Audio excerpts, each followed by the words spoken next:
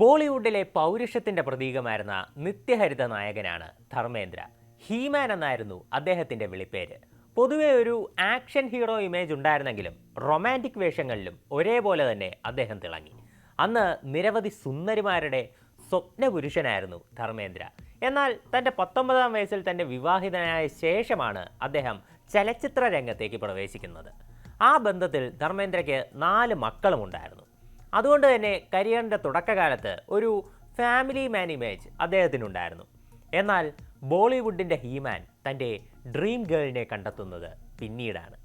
ആദ്യമായി അയാൾ പ്രണയമെന്ന വികാരത്തെ തിരിച്ചറിഞ്ഞ നിമിഷം 1960കളുടെ അവസാനം ഒരു സാധാരണ തമിഴ് ബ്രാഹ്മണ കുടുംബത്തിൽ ജനിച്ച ഒരു പെൺകുട്ടി ചലച്ചിത്ര രംഗത്ത് പിച്ച വെച്ച് തുടങ്ങിയിരുന്നു. ആദ്യം തെന്നിന്ത്യൻ സിനിമകളിലാണ് അഭിനയിച്ചിരുന്നതെങ്കിലും അവർ പിന്നീട് ബോളിവുഡിലേക്ക് ചുവടുമാറി. തുടർന്ന് പല വമ്പൻ ചിത്രങ്ങളുടെയും ഭാഗമായ ആ നടി വളരെ വേഗം ഇന്ത്യൻ സിനിമയിലെ ലേഡി സൂപ്പർ സ്റ്റാറായി വളർന്നു. ആ താരമാണ് ഹേമമാലിനി. 1970-ൽ പുറത്തിറങ്ങിയ തും ഹസീൻ മേം ജവാൻ എന്ന ചിത്രത്തിലാണ് അവർ ആദ്യമായി ധർമ്മേന്ദ്രയ്ക്കൊപ്പം അഭിനയിക്കുന്നത്. ആദ്യ കാഴ്ചയിൽ തന്നെ ഹേമമാലിനി ധർമ്മേന്ദ്രയുടെ കണ്ണിലുടക്കി. സിനിമയിലെ പ്രണയരംഗങ്ങളിൽ ഇഴുകിച്ചേർന്ന് അഭിനയിച്ചപ്പോഴൊക്കെ ധർമ്മേന്ദ്രയുടെ മനസ്സിൽ പ്രണയത്തിൻ്റെ വിത്തുകൾ മുളച്ചു. എത്രയൊക്കെ വേണ്ടെന്ന് വെച്ചിട്ടും ഫലമുണ്ടായില്ല. അറിയാതെ തന്നെ ആ മനസ്സ് ഹേമമാലിനിക്ക് പിന്നാലെ പോയി. എന്നാൽ ആ സമയത്ത് ഹേമയ്ക്ക് ധർമ്മേന്ദ്രയെ അത്ര താല്പര്യമില്ലായിരുന്നു. സൗഹൃദം കാണിച്ച് പിന്നാലെ കൂടുമ്പോഴൊക്കെ അവർ പരമാവധി അകലം കാണിച്ചു. ധർമ്മേന്ദ്രയ്ക്ക് ഭാര്യയും മക്കളുമൊക്കെ ഉള്ളതിനാൽ താൻ കാരണം ഒരു പ്രശ്നമുണ്ടാകരുതെന്ന് അവർ ആഗ്രഹിച്ചു. എന്നാൽ ധർമ്മേന്ദ്രയുണ്ടോ വിടുന്നു. തൻ്റെ മനസ്സ് കീഴടക്കിയ സ്വപ്നസുന്ദരിയെ മറക്കാൻ അയാൾ തയ്യാറായിരുന്നില്ല. തും ഹസീൻ മേം ജവാൻ പുറത്തിറങ്ങി കഴിഞ്ഞിട്ടും ആ ബന്ധം നിലനിർത്താൻ ധർമ്മേന്ദ്ര പരമാവധി ശ്രമിച്ചു. തുടർന്നും പല ചിത്രങ്ങളിലും അവർ ഒന്നിച്ചഭിനയിച്ചു. 1975-ൽ ഷോലയുടെ ചിത്രീകരണ സമയം. ധർമ്മേന്ദ്ര വീരുവായും ഹേമമാലിനി ബസന്തിയായും അഭിനയിക്കുന്നു. ഷൂട്ടിങ്ങിനിടെ ധർമ്മേന്ദ്ര ഹേമമാലിനിയുമായുള്ള കോമ്പിനേഷൻ സീനുകളിൽ അണിയറ പ്രവർത്തകർക്ക് പണം നൽകി മനഃപൂർവ്വം കട്ട് വിളിപ്പിക്കുമായിരുന്നു.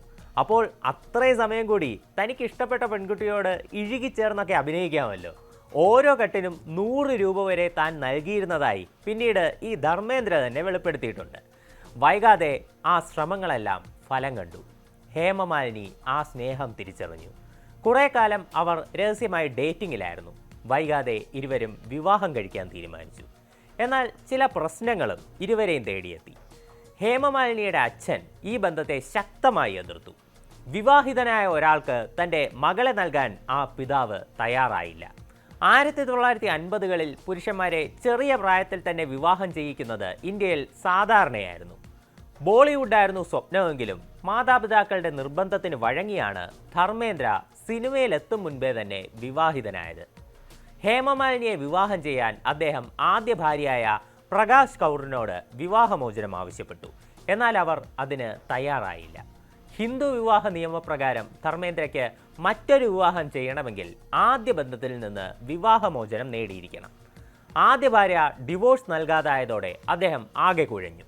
അവസാനം പരസ്പരം ഒന്നാകാൻ അവർക്ക് ഒരു കടുങ്കൈ തന്നെ ചെയ്യേണ്ടി വന്നു. ധർമ്മേന്ദ്രയെ ഹേമമാലിനിയും ഇസ്ലാം മതം സ്വീകരിച്ചു. ധർമ്മേന്ദ്ര ദിൽവർ ഖാൻ കേവാൾ കൃഷ്ണനായി.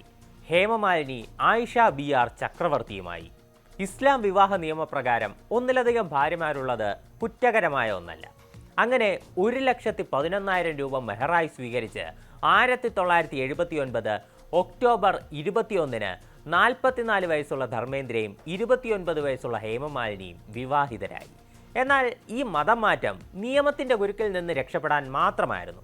അതിനുശേഷം തമിഴ് അയ്യങ്കാർ ആചാരപ്രകാരം ധർമ്മേന്ദ്ര ഹേമമാലിനിയുടെ കഴുത്തിൽ താലി ചാർത്തി. രേഖകളിൽ മതം മാറിയെങ്കിലും ഇരുവരും ഹിന്ദു മതത്തിൽ തന്നെ വിശ്വസിച്ചു. പിന്നീട് ധർമ്മേന്ദ്ര ലോക്സഭാ തെരഞ്ഞെടുപ്പിൽ മത്സരിച്ച സമയത്ത് എതിർപക്ഷമാണ് ഈ മുസ്ലിം മതം മാറ്റം ഉയർത്തിക്കൊണ്ടുവന്നത്. ഇതിനുള്ള രേഖകളും അവർ പുറത്തുവിട്ടു. എന്നാൽ താൻ ഹിന്ദു മതത്തെ ഒരിക്കലും കൈവിട്ടില്ലെന്നായിരുന്നു ധർമ്മേന്ദ്രയുടെ പ്രതികരണം. ശരിയാണ്, മതം മാറിയെങ്കിൽ അത് രേഖകൾക്ക് വേണ്ടിയല്ലേ?